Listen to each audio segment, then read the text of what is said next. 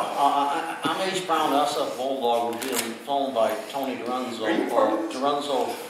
Productions. We're at a meeting here at City Hall with Sheriff Mirkarimi, where we're pitching an idea for a video show based around the San Francisco jail. There are, in fact, in the United States, no video shows that are based in a jail or in a correctional institution. But there are great radio shows. There's a great radio show out of Houston that's been going for 30 years. The sheriff has a lot of programs within the jail that are cutting edge, left by his predecessor, Mike Hennessy for the most part, and Sheriff Mirkarimi has moved on forward with other new proposals and programs. This is just a proposal that we're putting forth. The members of the panel here are Josh Wolf, who has some experience. Have you got him? You want Josh? Okay. Hi, Josh. This is Josh. Josh, say hi to Bulldog Network. What's up? Josh got locked up for a year for refusing to give a video up. You know him nationally for that. On the other side here is Luke Thomas from Fog City Journal, who has probably the top political site in town. And definitely the best photographer in town. Next to him is friend. I would say California. Just in town? Well, that means the whole, and this is Francesca Prada, who's a producer. Given the typical nature of the way things work on the internet, I've been talking to her for 2 or 3 years and never met her. You know, but you can put skills together. But we're pitching the idea for Ross for a 30-minute show, which 5 minutes of it is the sheriff's weekly report, whatever you open up with whatever. 5 minutes of inmate music. We're talking about how in the world you could do that. It's just a thought, and you need a theme song out of them too. 5 minutes of a guard's report. You got to give the union their due. 5 minutes of a video tour of projects that the sheriff has going around the jail system. That's here to San Bruno on all this. But we don't move any prisoners. And 5 minutes of inmates interviewing other inmates. This has been what's made the Houston model tremendously popular on NPR, is prisoners talking to other prisoners. Now that's 5 minutes of a 30-minute show, and then the last 5 minutes of a staff report. The other programs that the sheriff has going inside the jail, you have a charter school, you've got Medea, you've got all kinds of things going on it, and I've yapped on, and that's the overall thing. And Sheriff Mirkarimi, we've just heard from you, and tell me why this show can't fly. Well, I didn't say it can't fly. I think what we're talking about is respecting the sensitivities of doing something like this in an environment which it is highly regulated by a regiment of peace officers who, we don't call them guards, by the way, as you referenced, they're deputy sheriffs. And this isn't just a place of corrections, because it's not. We manage those that are incarcerated. We want to keep a safe and secure environment. But it's not about just those who are incarcerated doing their time. It's also about a place of rehabilitation, which was, frankly, I think made famous by Sheriff Mike Hennessy. Before him, Sheriff Hungisto, and as you have referenced, I vow to build on those foundations, and we are, actually, the administration is. I like this idea because I think one thing that is very true for the people of San Francisco is that many people don't know what the Sheriff's Department does. And I knew that when I had served on the Board of Supervisors, but yet developed the relationships because public safety and criminal justice was such a big part of my time as a supervisor. But I also knew that over the years that it's time that we make more transparent and people inform what the Sheriff's Department does, because one, it's a very sizable department. Josh Wolf says that, and you mentioned yourself a problem with exploiting the prisoners. Josh says it's the most popular show behind bars, and you've been behind bars. What's the name of that show? Well, it's either Lock Up or Lock Down. Is very, very. You're talking about MSNBC? Yeah. Well, I know a lot of people who hate that show. Oh, I'm not from with inside and outside. I've never seen it, so this is I'm not not speaking positively. I mean, I spoke of it as being an example of exploitation beforehand, but there is a, like, at least in FDC Dublin when I was there, like, everyone watches it to see if they see anyone they know. And just sort of an incidental anecdote. Yeah, I don't know if I would use that as your base of reference. I think you want to do something different from what little you've shared. I've never with seen me. it. Well, so that's what I'm saying. You may not want to use that as a reference. Yeah, I guarantee you. You fill in who does the. I guarantee you, what structure you shared with me has nothing to do with what the MSNBC show is. And so I think with that, Yours is 60% staff and guards, and then sheriff 20% and inmates 20%. But if I could kind of sum up your theme, you're trying to humanize what many in some way have done to dehumanize an industry that really is turned out to be a crisis in this country, which is why now great efforts are taking place, you know, to reform how incarceration is done in the United States, in California, and even in San Francisco. Your snapshot here, from what I can see on your in your paper, helps towards that. And I think what we're discussing are ways to refine that. And so I think the idea is a very, I think it's a noble idea, and one that we might be able to test pilot. Let me give you a little of my background to let you know I'm not just talking on my ass. I've got a master's in special education, working with severely emotionally disturbed. I've worked 40 years in projects from St. Louis to South Carolina to San Francisco. I know, I've worked inside juvie halls, I've worked inside jails. I know that it gets boring and you get tired of watching Jeopardy and Bride for a Day or whatever the hell the stuff is like this. This is an alternative programming thing. I understand that you get it out there, you get it going. God willing, the city will pick it up like it picks up everything else, because the people definitely, the jail is a big, big part of this town, and a good percentage of us have been in it. You might be right. And so I don't know how, I'm just speaking out loud, but when I was serving in the Board of Supervisors, the city and Comcast divorced from their commitment on public access. And so I legislated, I was the supervisor who legislated to retain some of that, to save it from disappearing altogether. So the contract and staff is all in the back. So the contract with Bayvac then sort of emerged from it. Hi, how are you? Annie Garrison, Francesca Prada, you know everybody else. You know, Annie Garrison, Francesca Prada, she's a producer and does KPFA. You know Tony De Renzo, Tony De Renzo, and you know Josh. Yes. It's good to see you, bro. We're filming this in case you're wanting for anything. You know, What's your name? Joanne Warwick. Yes. I just said it's how many years since I saw you? Been a few. Well, I knew it wasn't. Yeah, I'm not the same. What I do, my thing is facilitating, is bringing very, very talented people together for projects. Look at it and have an idea. Joanne worked with prisoners in jails for many years, still do probably.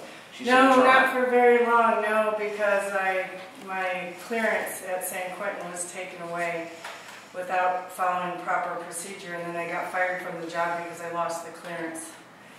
And then I found out people made up a bunch of lies about me and said that I took a parolee to a motel when I took him to a treatment. More about that later. later. More about that later. Just so everyone knows, there is a camera rolling. There is a camera. We need to okay. get the camera to go to check the hotel out and just make sure. Never mind.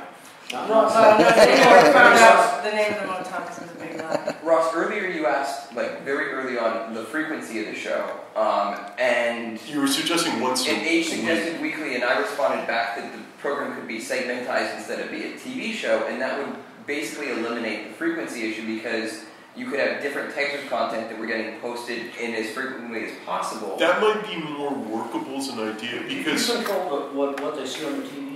You can cut in like commercials. Well, I think we're talking about two different things. Yeah.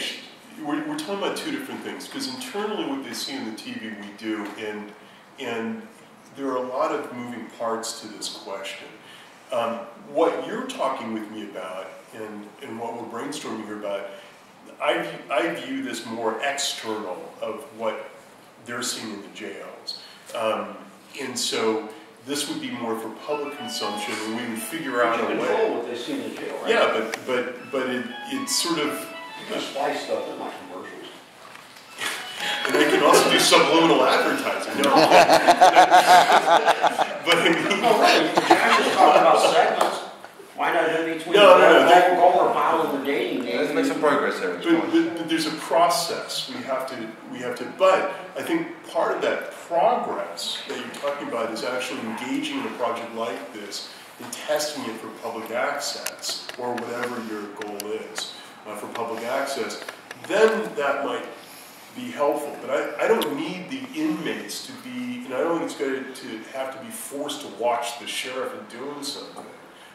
I'm actually kind of sensitive to not have to force expose them to that until we really watch each other playing music or being interviewed, and they can earn points to be on the show. We don't have to show your part of the jail. Yeah, and I won't do that. So, but you hit I think you hit the spot, and that is when it's a little more inmate participatory. Then I absolutely see the merit of doing something like that. And that's something that I would allow for, or inmate/staff, because we have amazing sworn and civilian staff who work in the jails, and their engagement, quite frankly, I think there's some real things to be proud of, and there are challenges, as in any kind of criminal justice incarcerated institution. And so I think that's the kind of stuff we would capture. So there's different themes here. And I don't want to kind of jambalaya it all in this discussion. You can take one videographer and do a whole series of to answer I think Josh's point. Because I bet you got 4 or 5 jazz quartets. Well, so if we did a sit down of 2 hours, for example, or an hour, and then you broke it down into segments, that might answer the logistical question. There's also the question that if we're inside the system doing it, there's privacy protections, rightfully so, of the inmates and staff themselves, and those logistics would have to be worked out. You told me there's not 5 comedy acts in here that would love to go on and do their thing. And people looking up and I saw you on. We do stuff on. I'll give you an example. KQED just had a camera crew in the jails because one of our people just got nominated. It's now just been awarded as a local hero, and it's coming out at the end of this month. And so TV cameras, everybody was down there, and he's formerly incarcerated. Now he's a trainer, and we're very proud of him. But yet it takes a lot to just kind of allow for those moving parts of a camera crew just to be in a pod. And that's out of respect for the inmates. All 56. I wouldn't put a camera crew in a pod over. How would you do this? You bring them to the individual room to play them. Behind you got Tony screen. They can't do that. That's not how it's structured.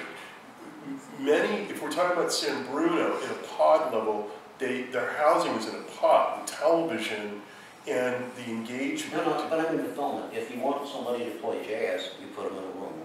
Bring them in, and they're the instruments, they pay it, they walk out without any instruments, and then you've got a jazz quartet on film. Forever. You can play them in between whatever and all this forever. Get 4 or 5 of them. The people will be going back 50 years from now and say, this is the first place where this jazz quartet got together. It was in jail in San Francisco. And this guy became a great writer. You mean a jazz quartet? You mean a jazz quartet? He told on Ross Mirkarimi's show back 30 years. You mean a jazz quartet of inmates? Yeah, okay. Of course of inmates. All right, well, I mean, these are... I got 204 units in my building. We've got 4 jazz quartets in the building. Okay. Push that through Duffy, make that happen. Ross, is there issues... Is it unfair to the inmates or those incarcerated who don't want to be on camera to... You go in the pod and you draw where the filming lines are? Is it unfair to them to say that while that's filming, they have to stay out of those lines if they don't want to be filmed? Not necessarily, but we try to be polite about it. Oh, of course. Yeah, and yet, as we did with the KQED, everyone had to sign a waiver, and those who don't want to participate, we're well experienced in the department and know how to segregate those, who do or do not. And what you're talking about, again, there. I think is in that in-house talent that you're referring to. I get what you're talking about, but just to focus more precisely on how to do this, I think that once we have an idea of theme, programming and theme, because it's not a variety show, and at least it is. But I wouldn't view it that way, because in some respect... Going from jazz to listening to you talking, that's a big difference. That's variety. Well, but as cerebral as this could be, I also treat it with a level of seriousness and depth that I would want, only out of respect for both staff and inmates. The esteem that they will get for being on that show will really raise their voice. You can have people doing poetry. You can have people doing stand-up comedy. And we do, well, just so you know, we do theater now. We do theater now. We have relationships with, CBOs and with University of San Francisco, and so that stuff it actually occurs almost on a... Lock it up into one structure though, and then take that structure and take it to KPFA and say, here's our application for this. Then take it to the city and say, here's our application for this. So for radio or video? Video. Just say KPFA doesn't do video anything. What? KPFA does not have any video. I don't know. Radio, then whatever. I'm just trying to follow the train of thought. No, but I mean, you get a product, you get a demo, okay, and then go out with that. You get an idea. We'll give this back to you 24 hours or something. You know, get an idea of what... But also, can we hear from Francesca and yeah, whatever you guys think. I'm sorry, guys. Joanne, yeah. I thought, until you were any Garrison, I thought, where to go? And I knew immediately, which is I said, no. Remember I said what actors are? Yeah, so Ross, you mentioned a couple of issues that you thought about, and is also victims' rights one of those issues, maybe? Sure, absolutely. Yeah, okay. But I mean, there's a number of rights, because we have both programs that work directly with offenders and with victims. Sometimes they're both, right? And so, I mean, there are very specialized, critically acclaimed programs in the jails that, have their own regimen and their own protocol, and because of the sensitivity of some of them, I would treat it with that level of sensitivity so that our approach is tailored to each one of those different populations. I was talking a little bit earlier about, we have in San Francisco, which is uncommon to the rest of the state, most other counties, one of the few counties where we're undercrowded. We're not overcrowded, we're undercrowded, even with prisoner realignment, state prisoner realignment. And so we're managing what has been statically a very low population for about 18 months now. Our capacity is about 2,400. Our numbers are about 1,600. Wow. And there's a lot of phenom to that nobody's even writing about, but that's a whole other story. But the population that is growing out of that base population are those suffering from mental health issues. And they're getting more and more implicated in the criminal justice system. Police, DA, social services are all, I think, a little bit tripped up by the challenge, but ultimately they come into our department. They're incarcerated. But it's triage at best, because they're not there very long. And that's like back to what you were saying earlier about the meeting with well, my goal is to make sure that there is some focused campaign in explaining the challenge that I think that is going to continue to confront the city. And that's a public health crisis as much as it is a public safety or law enforcement crisis. In fact, it's much more public health than it is arts. Will they attempt to make you privatize your public health? Not this year facilities? again. No. That's a disaster. They came close twice, and that would be horrible. Actually, it was 4 times. I was a supervisor who staunchly defended against what they call contracting out. But I also declared, though, that as sheriff, I will not entertain any prop Js and will not advocate for that, meaning contracting out or privatizing. Okay, so let's hear from Bobby and Francesca. Yeah, by all means. I guess we're brainstorming, right? So, yeah. Okay, well, the segmentation idea is really great. And, I mean, to have segmented shows is a really, really good idea. To have things be modular so that it resembles more of a podcast than a broadcast. That gives it portability, that gives us flexibility. It allows us to go in and film things when they're actually happening, and when nothing's happening, we don't have to be there. And it allows us to slowly build our program based on what's actually happening and what's actually there, rather than going in and saying, hey, let's make a music video. I was wondering, if anyone would be interested in connecting with all the other arts organizations and organizations that are already working within the programs, and talk with them to see what they're doing and what their recommendations are. And maybe partner with them on showcasing some of the things that they're doing so that we're not completely reinventing the wheel in that aspect either, because then we can go to the Dia Project and talk to them and see what's happening there. We can talk to the people that are doing farming and, you know, any sort of green stuff that's happening, we should be talking about that. And just kind of give everybody a voice. And then put it together based on what's actually already happening and make segments based on that. And the other thought I had was, would there be any possibility for some kind of an educational component? And for us to teach, you know, basic media skills to some of the people within. And is that something? As part of the rehabilitation program? Yeah. So yes. we have... Because we're going in with a film crew, and there's no reason why we couldn't say, well, this is how lighting works, and this is what a key light does. My recommendation is to connect you with our administrators of the high school, the charter school. Yeah. We have the first of its kind in the country, thanks to my predecessor, on establishing the Five Keys Charter School. This is not part of the curriculum, although we're expanding the curriculum now as we speak. I think we're also teaching the media literacy. Right, no, I understand the request, but there's a process. Okay. So I think the process for that is to, you know, speak with them about making that happen. And I could set that meeting up, it's not a problem.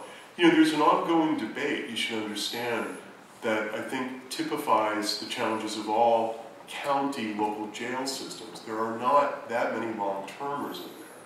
And so the question is in their transition, in their transitory state, say of, you know, say several months to a year or whatever, and the year is on the high side, what is the best form of education? Is it life skills or is it an academic training program? And there's been a lot of experts writing on that, because if you got somebody for 90 to 120 days, and they're one of the main reasons why they're incarcerated, often repeat customers, is because it's a substance abuse problem or related to some substance abuse.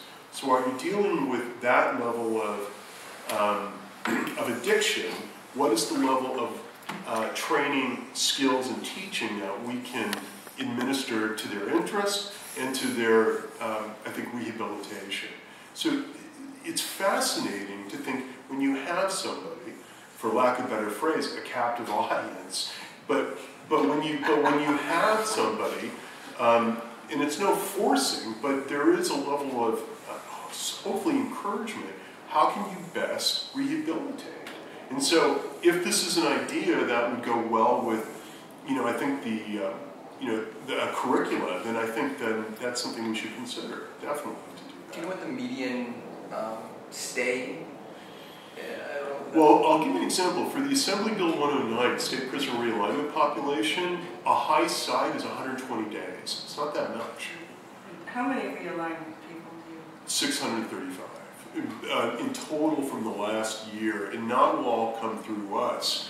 We might be able to divert them, you know, through alternatives, working out with adult probation. Our influx is actually lower, but of the population, though, that's coming, there's some that are very challenged. A, very sophisticated as offenders, and B, they all say we're supposed to get non-sex offenders non-violent. That's not true. So that presents more of a challenge of the segment of that population. Yeah, you were saying basically earlier, I just want to make sure I heard you correctly, you were saying you're under capacity, correct? We are. Even despite AB 109? That's right. That's right. But, no, it's not. No. They required, when this legislation passed 15 years ago, that you had to overbuild. When Hennessy built this, he couldn't build just so many. He had to build over. Juvie Hall, too, they overbuilt by 100 units. I remember the hearings, and Tony Hall was saying, what do you mean? We don't need this extra 20 rooms. I said, use them for students that are termed out, because I worked in these institutions, and believe it or not, a kid finishes out, you know what, they end up coming back and hanging around and outside and all this stuff now because they got no place else to go. At least they have extra room because the state prison guard union pushed everybody over the bill. In a local, San Francisco particularly. that might spill over locally, but I don't think that quite spills over in San Francisco because our county jail replacement efforts, like led by Hennessy, although I would be very guarded in having a one-for-one bed replacement, because the Hall of Justice is completely in disrepair and seismically compromised. There's ongoing conversations about replacing the Hall of Justice. That's jails 3 and 4 now. That's Garrison. Yes. Sorry, guys. Thank you for inviting me. He just keeps thinking Ann Garrison's going to walk in. I introduced Joanne Warwick as Ann Garrison earlier. Yeah. Sorry. No, Same radar signature. That's okay. Hi, Luke. But Luke and I knew better. Francesca Prada, you know Luke, that's Tony De Renzo, Yeah, you know yeah. Josh Warwick. Yeah, I know everybody. Garrison. Almost And everybody too. So anyways, a long answer to your question. We can look into that in terms of that segmentation and teaching opportunity. And I agree with your term about portability. I think portability is exactly what I would approach. Well, we're living in a world where everything is moving towards transmedia. Right. And so there are a couple of different needs that come with that transition into transmedia communications. Number one is having that big idea. And number two is realizing that it's an iterative process.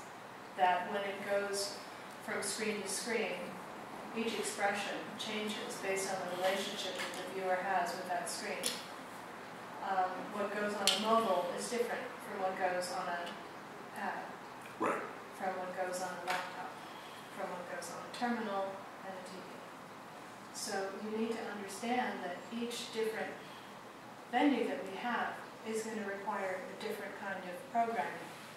So if we can create segments the way Josh suggested, then I think that we're in better shape to make our collateral, if you will, evergreen, because it will be able to travel. What works on a small phone would be a small music video. What works on a phone would be a skit from one of the theater companies. What works is a dance piece. What won't work is stuff that's done in a long shot and that has really poor audio. So you have to calibrate as you go and adjust. So from a producing point of view, we have a really wonderful opportunity to create all kinds of different types of modules and formats that will eventually find their niche. Not least of which is to give a voice to the, as you were saying earlier, nobody knows what the Sheriff's Department does. But, you know, with the expertise you've got in this room, there could be a way for the public to be informed about what the Sheriff's Department does and the progress it's making or the programs that it wants to institute. I appreciate that. Yeah. Yeah, I mean, most will deduce simply because we have a police department in San Francisco that, oh, the Sheriff's Department does corrections, but it really is just, that's an appendage, an important part in a pillar of what the Sheriff's Department does, but it just does so much more, or protects City Hall and government buildings. But there are just so many other variables to what this department does. And as I was saying earlier, it's a, it's a sizable department. We're 1,000 employees, high majority, of course, being sworn deputies, but they're credentialed just like SFPD.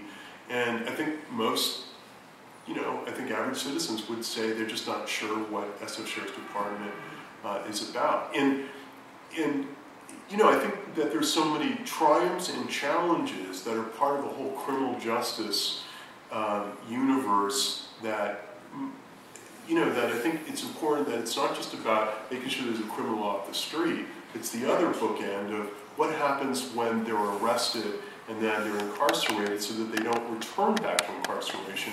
It's rarely discussed. And if it really wasn't for prisoner realignment, and before that, when we started the Reentry Council, the Board of Supervisors, these conversations really were not commonplace at all. It seems to me like there's basically 3 storylines that should be brought to light from the department. There's the story of those who are incarcerated. That's definitely like, you're kind of locked in. Those stories do not get on the other side of the wall for any number of reasons. Excuse me, Josh, you mean to humanize the people that are inside? That's the word I used earlier. Yeah. What word did I Before you came Well, in. I'm not, I'm just elaborating characterizing. on it. I think that basically,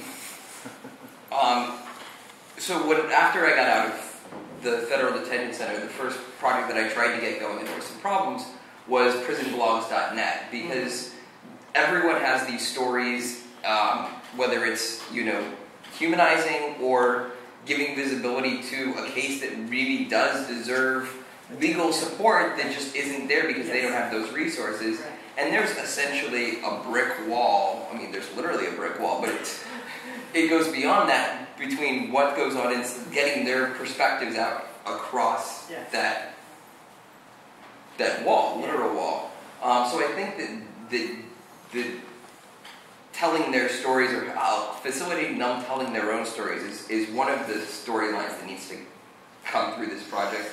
Then there's the sort of holistic administration of what all the Sheriff's Department consists of, and that's stories about various programs and also like larger perspectives that you have. But within that, or separate from that, is the story of what corrections from the San Francisco Sheriff's Department looks like, because just as the prisoners go in and they're kind of trapped in there, your deputies, their perspectives of what it's like to run a jail is also a completely untold story. And so I think those are sort of the three storylines that can be embedded together to really sort of give a full comprehensive picture of what the Sheriff's Department is. I think that you help outline, what this project could, sort of evolve into. And I think the way I will bring together some staff and talk about what the logistics are of piloting something like this. And I think the best way to do that is when you're working within a paramilitary environment, right? And so they deal with, and we operate by sort of a regiment. And so what the approach would be in the content and the theme, is what needs to be built out in this idea. And I think that that's very doable.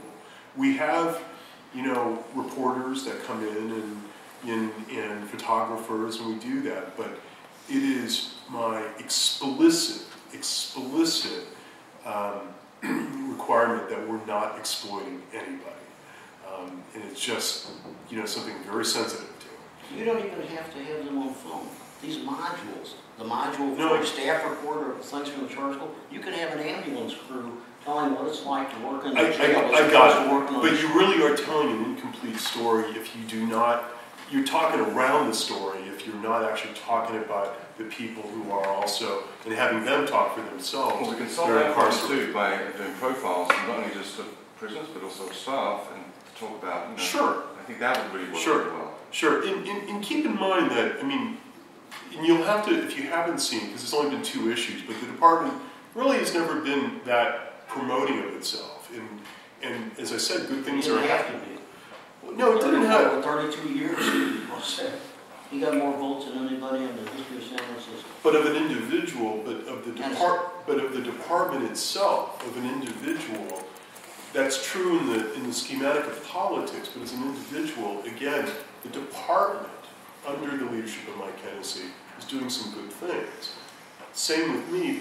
So putting a newsletter out there and doing a show like this is featuring, that's what I mean by the promotion of things that are going on. And you need to have that out there. You need to promote what the Sheriff's Department's doing. And I think video is now the medium of the 21st century, and I think that's where you should be. This is true. The modernizing, there are some things about the department that are definitely dated in its ability. And that goes to the very question, we just started a citizens committee on visitation. It never existed before, but some of the visitation protocols were just wrong in the sense that they needed to be seriously modernized and upgraded. So while there was an internal visitation committee, I went and engaged some people, and they engaged me, who are the wives, the mothers, formerly incarcerated, to sit at the table with the staff to say, what's it like visiting our jail, what's working, what's not, and work from there. An extremely fruitful discussion, extremely fruitful. People would love to watch that. In fact, our next meeting's next week, actually. So, or we can have. So, that is extremely, helpful. And a lot of people don't know, and I'd frankly be, ashamed about the fact that, when you have inclement weather in San Bruno, which is engulfed in fog a lot of time, when it rains or the weather's really bad, you got people who are standing outside waiting to get in with their kids into the jail system to go visiting. I was like, that's absurd. So I said, like, we're gonna build, a facility where people will stand and be warm, So we're gonna do that, and until that happens, we'll go rent an awning if we have to, so people can do that. You could get a solar on it. Yeah. We could do that. See, that needs to be But you But won't get much sun not there. in San Bruno, right? San Bruno's pretty engulfed, but but along those Or lines, a wind we have a shuttle service that nobody knows about, that we actually take people from San Francisco, and they pick them up at Civic Center and another Muni BART station, and we take them to San Bruno. Around the clock, we have a shuttle service on weekends, and so nobody really knows about this stuff.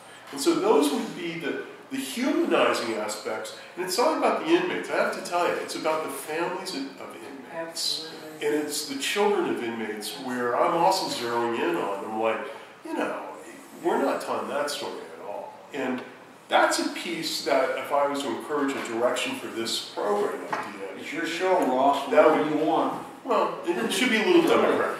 No, really. I mean, Yeah, you're a structure and you do what you want with it. But these are messages, and I think these some segments of content I would encourage. That's all. Well, I would just like to say, I'm glad you said that, because I think that's an often forgotten piece, that when someone's incarcerated, it's not just that person suffering. It's not just that person impacted.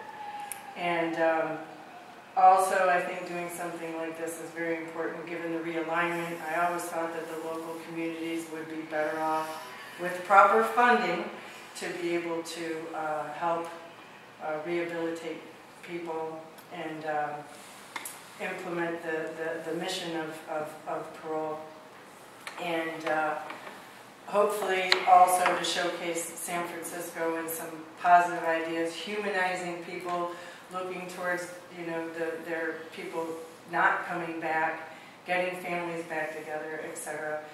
But I also want to share, I like the idea of the educational component. I can tell you that I was working with someone who, someone who'd been incarcerated, all he ever wanted to do was study film. And I looked for programs, and I found some. He was too old, only through 19. And then I finally set up a program, but because he's a 290, we had a housing problem, and the whole thing fell apart. What's a 290? Someone who has to register as a sex offender. So Housing is probably the most difficult. Well, my understanding is there are no compliant areas in San Francisco. Is that true? Yeah. Except there are areas where they have sought provisions and waivers, and so they just keep extending the waiver. Oh, okay. Yeah. And that's a problem in Oakland, too. I've actually gone down to an area where I've seen people just literally sleeping in a car or in the street, because that's the one compliant area. But, so back to the education point, and that there's certain aspects of education that are non-traditional, such as this, doing film, that I think some people may end up in jail because maybe they haven't had a great outlet for their expression and other issues. But I also would like to share an experience that I volunteered with the drug court a number of years ago, and we were working on a speakers program for the drug court participants. And the first person I brought in was from Legal Services for Prisoners with Children, talking about custody and child visitation rights, etc. And then after a while I said, wait a minute, who am I to tell everybody what they want to hear? So I created a survey for all the drug court participants, and I put a number of different topics. What would you like to learn about? Or what would you like to hear about? Domestic violence or different issues. And when I got the survey back, number one, by far, everybody wanted some help getting a job. And so I'm telling you this story because I think this is a great idea. I know we're brainstorming, but if we could put some type of survey component to people who are in the jails. I know this is an issue because you don't have long-term people necessarily, but so that people can feel they have a stake in it and get their input as well. If we give them sort of some basic outlines so they have something to start with and then get people's input, I think that would be important to incorporate. It resonates with discussions and action plans that are underway now. For all the incredible things that have happened in my previous administration in Tennessee, one thing that did not was vocational training inside. So if there was a piece in one respect, I mean just a piece that I think we could really apply some significant attention on in custody and then post-custody. So the answer to one of those areas is that even though there might be more of a short transitory kind of process in custody, what happens to people when they leave? And I think the good news is that adult probation is finally being fortified with resources. They're coming online, but there's no way to be able to engage effectively with all 40 to 50,000 people that come in contact a year with the Sheriff's Department. So we have to continue to do our part on post-custody rehabilitation. And part of that equation has got to be a vocational training in place. And that's just where we've been, I think, we really need this. Your capacity is 2,300 and 600 are realignment? No. Our capacity is actually 2,400 and 600 were part of realignment, but they didn't all go into jail. So they would be diverted to. You have 40 to 50,000 people a year coming in contact with your department. Oh, yeah. It's probably more towards 40 and 50 now. Do you have any programs within cases? Do you have any inmate programs where you get all of the inmates to work together on public projects and that kind of thing? Like, not like chain gangs, but that sort of idea, where you... Interesting, because tomorrow is Mayor Lee's Giants anti-sweep litter campaign, and so they've been promoting this to come and clean up the city, but some of that labor is going to come from the swap, people who are working off their time, right? And so, it's important that the Sheriff's Department contributes, but, there's this fine line. So the answer is yes. I mean, we have labor, but we're not a chain gang kind of. No, I appreciate that. And those are the people that on the weekdays they're out and then they check in for the weekends? No, these are people who are not incarcerated at all. No, yeah, it's a diversion. It's almost like a community service. It's a community service. It's for parking tickets. It's not like the feds do that. We don't do that. So I have something to offer as a piece of information, which is that some predictors are saying that by 2020, 50% of the population is going to be freelance. That many of the jobs that are gone for good, and that many people will be working as temporary workers, freelancers, contractors. And be real, they'll be growing hot. And so when we go and we speak to the education aspect, and we start thinking about giving people media skills, because video is the medium of the future and the present and the past. A lot of people need to understand how to construct a visual argument, because there are many jobs that are going in-house now, whereas before you could hire a production company. People are actually bringing in production companies to work in-house at their law firms. I mean, there are many law firms that have an AV department already, I'm sure you know. So that's just a trend that's going to grow. So if we were to give people who are different learners, which is probably why they're in the system in the first place, and providing people with multisensory education allows for visual learners to learn and kinesthetic learners to learn in whatever way they learn, and giving them something like media skill or even an art skill, graphic design, web design.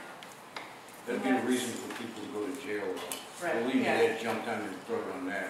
Right. You get a better education than I get out here, and all this, Well, but great, you want to learn something, go to jail. But because we only have them for 90 to maybe 120 days, we don't have that long with them. So we can give them enough experience to learn how to learn. Or exposure to at least, and I think what Ross Yeah. said about when they leave, is there any sort of continuum to help?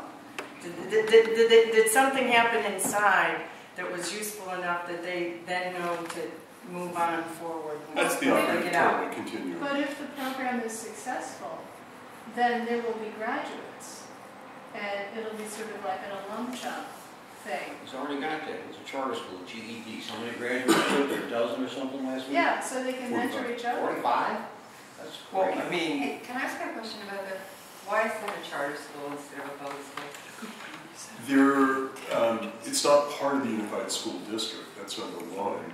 They Yeah. did not want it. Exactly. And so when it was invented, is the first, because it's the only one of its kind in the country. But it's expanding now. They had to constitute it as a charter school because it's not recognized by the Board of Education in that way. But it is union. So it is union. So it is part of the union. And it's Charter by the state. Right. Right. That's different. Yeah, and it's expanded. They're actually the Los Angeles Sheriff's Department is now going to use the San Francisco Blackkeys Charter School. So, and it's great because it means San Francisco is embedded into Los Angeles. So, How are we doing on time, Ross? It's gonna have to leave it. 5 past. Yeah, probably. Can we get a nice group shot before we leave then? Sure. Ross, real quick, the charter school is chartered by the State Board of Education and not Well, the county? Well, it's recognized by the county, but charters are decreed by the state. But like, you apply for a charter through the county, and then if you get turned down, then you go to it starts at the district level, then the county, then the state. It didn't get turned down locally.